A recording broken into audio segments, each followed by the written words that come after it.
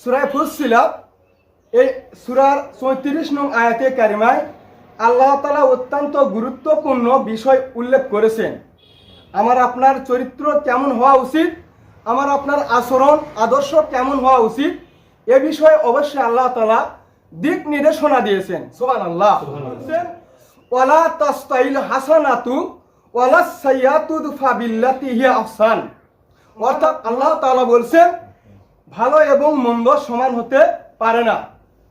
ভালো এবং মন্দ দুটি মূলত আলাদা বিষয়, আলাদা বস্তু।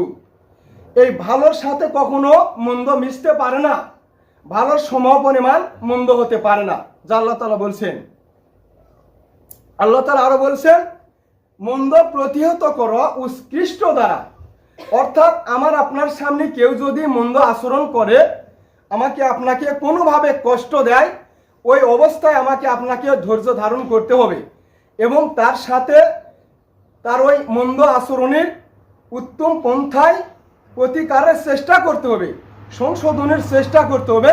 তবে আল্লাহ তাআলা আমাকে আপনাকে অবশ্যই উভয়কেই শান্তি দান করবেন ইনশাআল্লাহ। ফাইজাল্লাজি বাইনাকা ওয়া বাইনাহু আদাওয়াতুন কাআন্নাহু ওয়ালিউন হামিম। অর্থাৎ আল্লাহ তাআলা বলছেন ফলে যার সাথে তোমার শত্রুতা আছে সে হয়ে যাবে তোমার অন্তরঙ্গ বন্ধুর মতো। সুবহানাল্লাহ।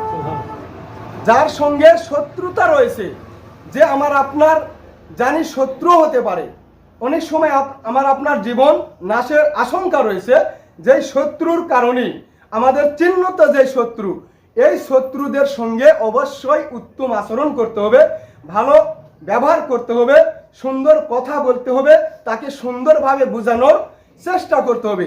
তবে আল্লাহ তাআলা কি করবেন, কাআন্নাহু ওয়ালিউন হামিম।